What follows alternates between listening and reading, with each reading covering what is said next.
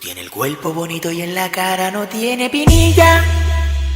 Mi nombre es Willy y yo le estaré hablando sobre el movimiento contra la cementaria de los Haitises. El Parque Nacional de los Haitises está ubicado entre la provincia de Samaná, Montecristi y Atomayor.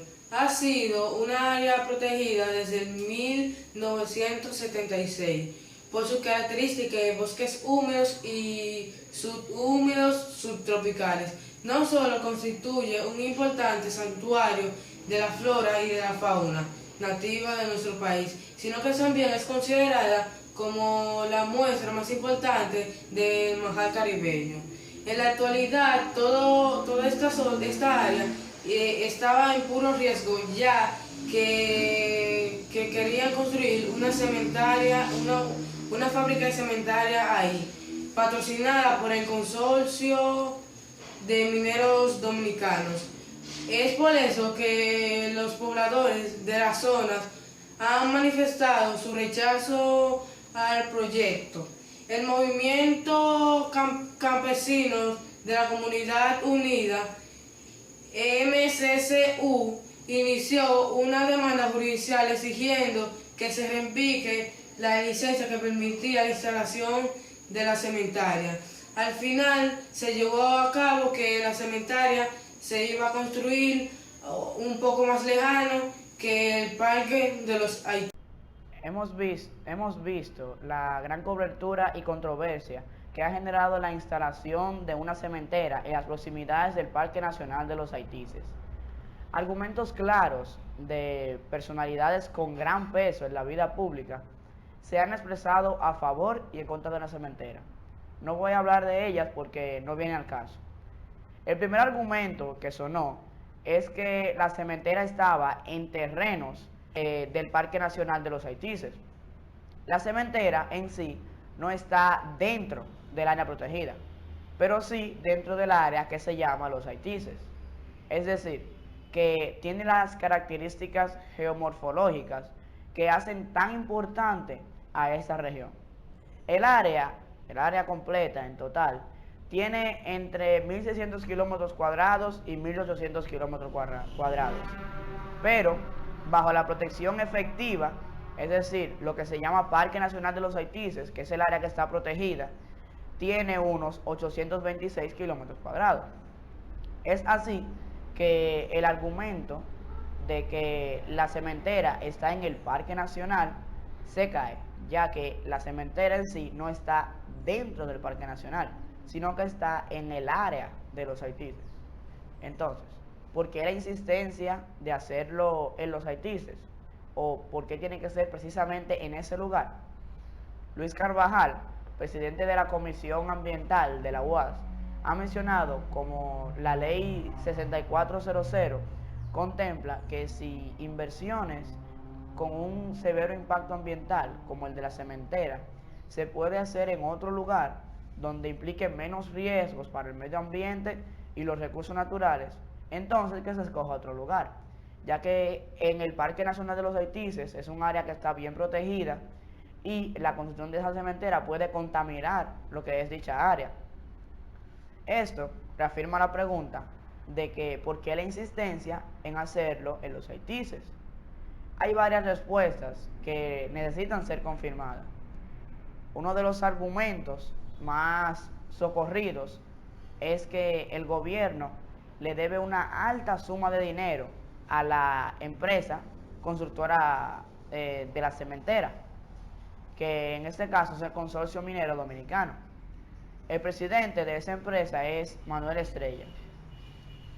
El proyecto no solamente va a arruinar lo que es el área de los Haitises, sino que afectaría la salud de los habitantes de los pueblos vecinos, contaminando lo que es los ríos Comate, Yabacao, el río Cambita, río Brujela, que es un río subterráneo, y también el que es el Almirante, Casuí, Boyá, entre otros, que abastecen a más del 50% del agua que se utiliza en el país.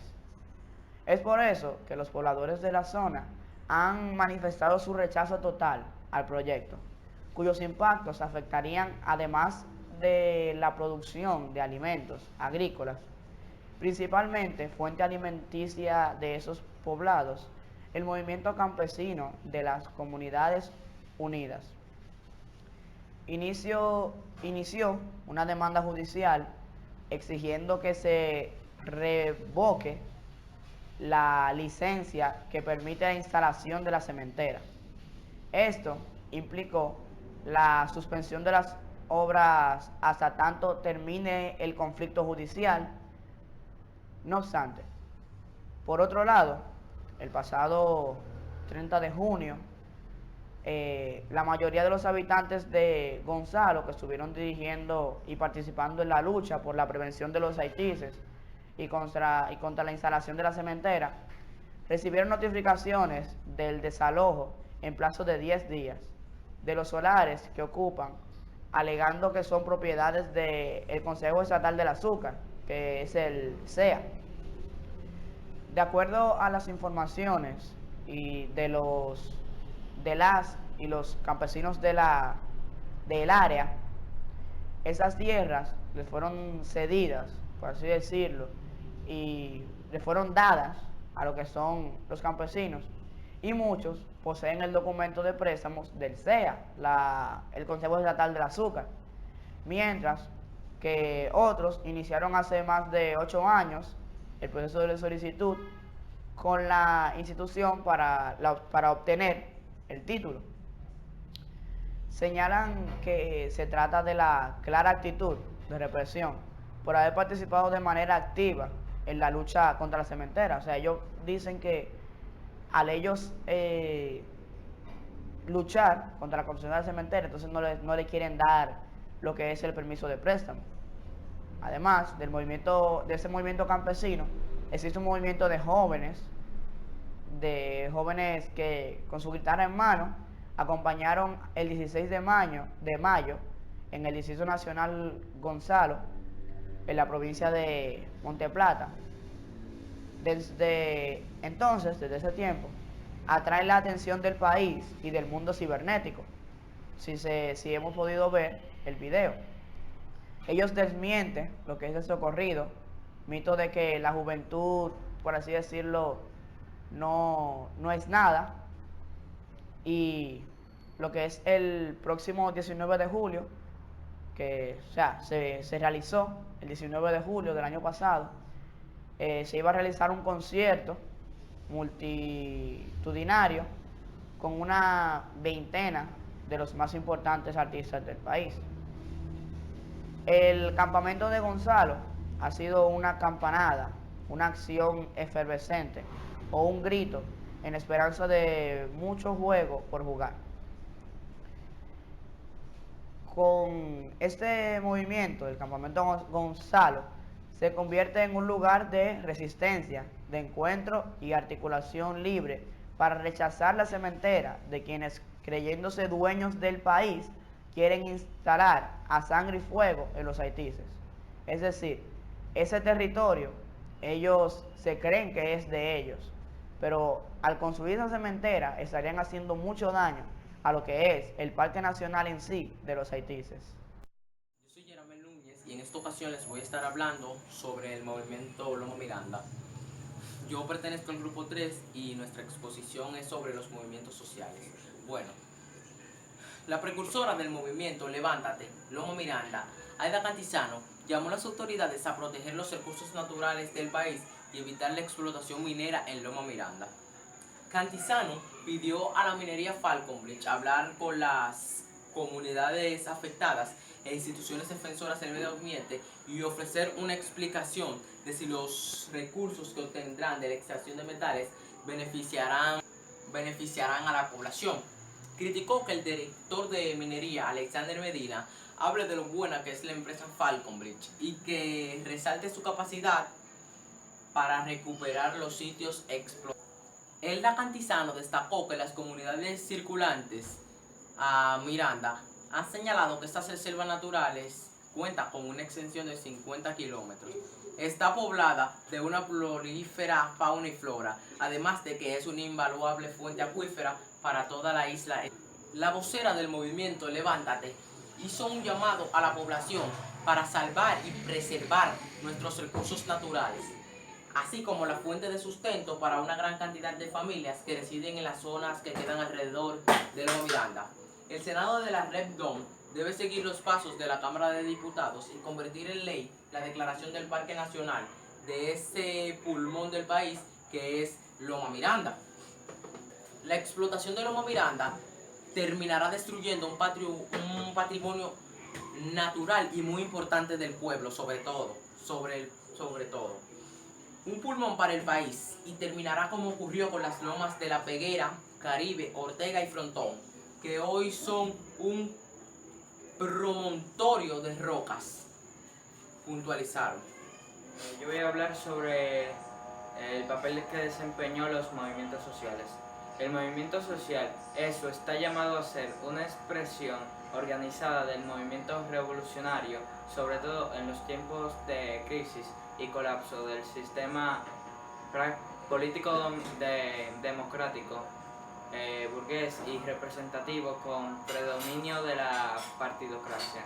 Sin organización del movimiento revolucionario tiene una dimensión política y social, debiendo ambas estar presentes en la organización de carácter político tanto La nueva era se ha caracterizado por el uso de las tecnologías, las cuales han convertido en un aliado para dar seguimiento.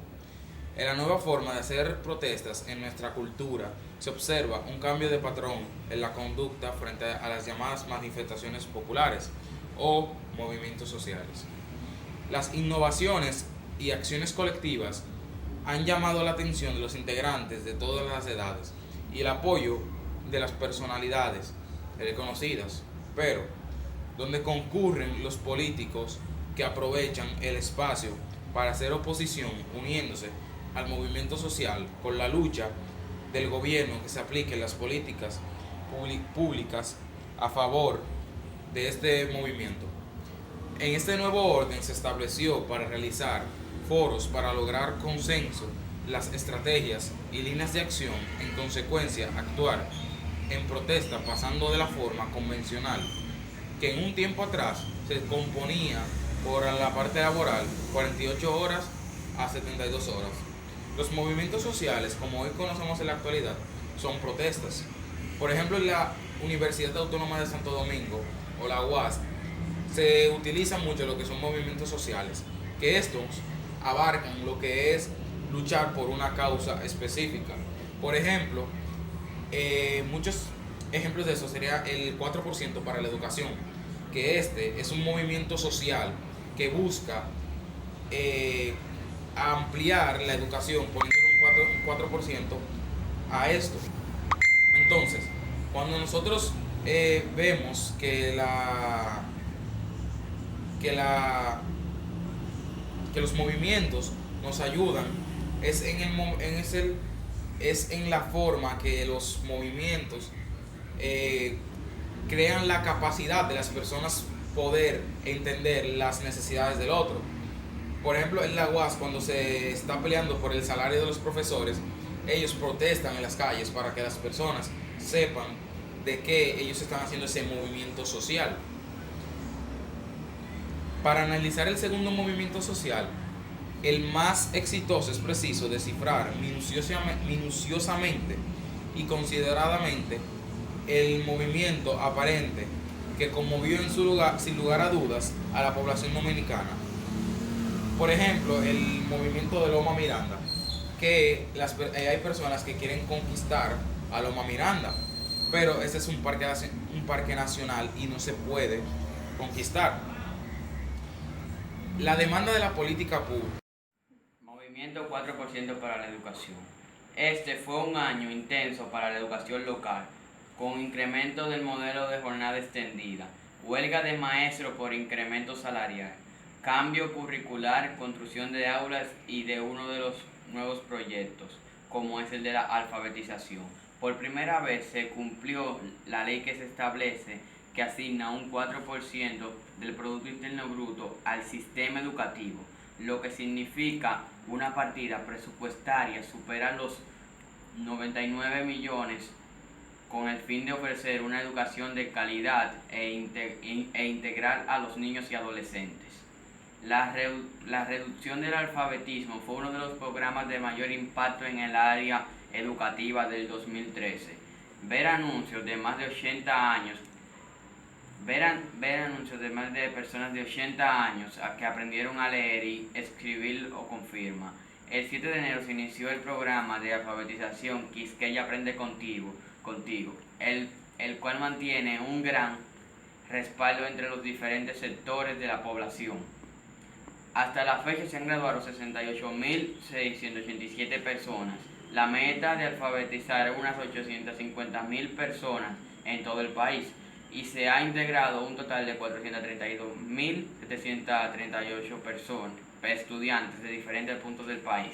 El presupuesto inicial destinado para la estrategia es de 2.7 millones y es considerado una de las medidas más positivas para elevar la calidad de aprendizaje y dinamizar la economía, debido a que más de 300 negocios fueron contratados para servir los alimentos a los alumnos, además de la cadena de abastecimiento que involucra.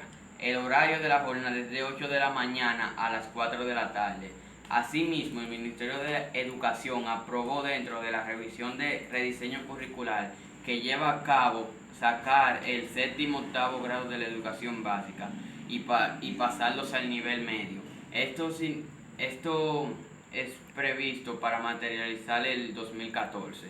Es dependiente de la evaluación docente y la transparencia de los concursos de oposición. Pero tiene.